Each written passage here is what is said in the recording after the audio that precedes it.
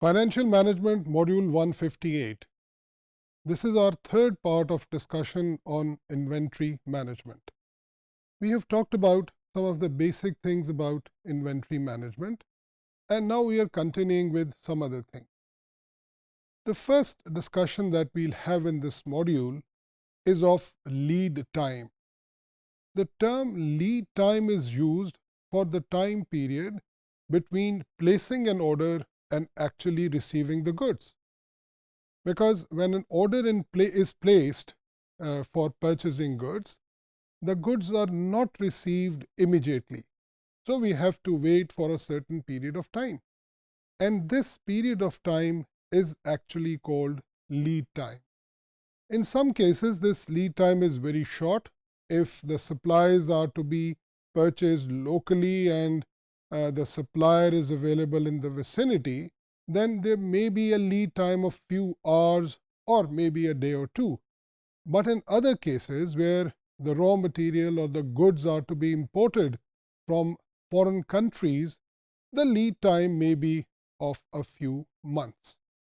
During this lead time, we have to continue our production, so we have to consider another very important thing with reference to lead time, and that is lead time usage. That means if we'll place an order today and we'll receive our goods, let's say after 30 days, so we should have enough stock to continue our regular production for these 30 days. And that is how we plan to place our order. So these two terms are very important and very relevant in inventory management. That is lead time, the time between placing an order and receiving the goods. And the second one is lead time usage, that is the consumption of those goods or units during that lead time. In this module, we'll talk about another very important aspect of inventory management, and that is called the economic order quantity. Because we want to earn maximum profit, and this is the objective of every business organization. So for that, we need to cut our cost. From wherever we can cut cost, we have to make it to minimum. And that is also the objective of inventory management. यानी inventory को इस तरह manage किया जाए कि हमारी inventory से related cost कम से कम हो जाए. And for that, the quantity that we should purchase every time when we place an order should also be the most cost-effective quantity. We call it the economic order quantity. That is, the quantity that a business should order to keep it to the minimum level of cost. इसको हम economic order quantity का नाम देते हैं.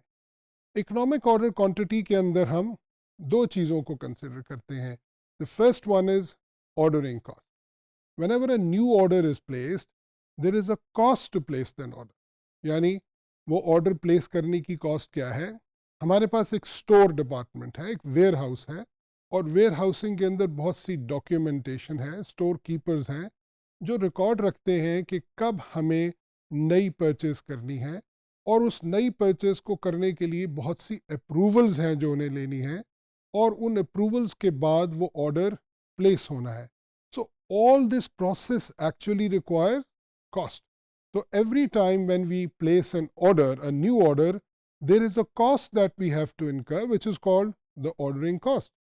And it is obvious that more is the number of orders that we are placing, more will be our ordering cost. So we need to keep those orders to the level that our total cost is minimum. Now the second cost, which is related to this inventory management and which is a part of the economic order quantity, is the carrying cost. What we can do is we can reduce the ordering cost by just placing one order in the whole year. हम पूरे साल में एक order दें और बहुत सारे goods को परचेज कर लें, जिससे हमारी ऑर्डरिंग कॉस्ट मिनिमम हो सकती है. But on the other hand we have a cost to carry those goods, यानी उन यूनिट्स को अपने पास होल्ड करने के लिए, स्टोर करने के लिए, कैरी करने के लिए we also have to incur a cost. This is the cost of warehousing. We have to pay the rent, we have to pay the overheads of that warehouse, the security, the people who are working there.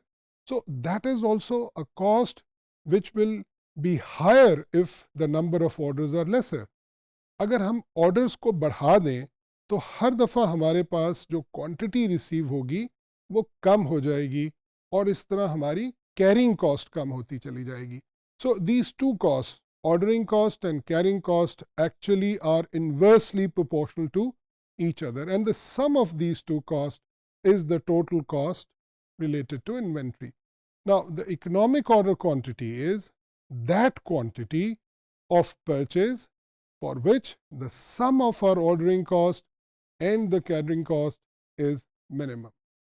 You can see it on the screen that there is a graph which shows that when we are increasing the order quantity, there is an ordering cost which is decreasing, but the holding cost is increasing, and there is an intersection point where the sum of these costs becomes minimum. So the curve, the graph of total cost shows that there is a point where the sum of ordering and carrying cost is minimum.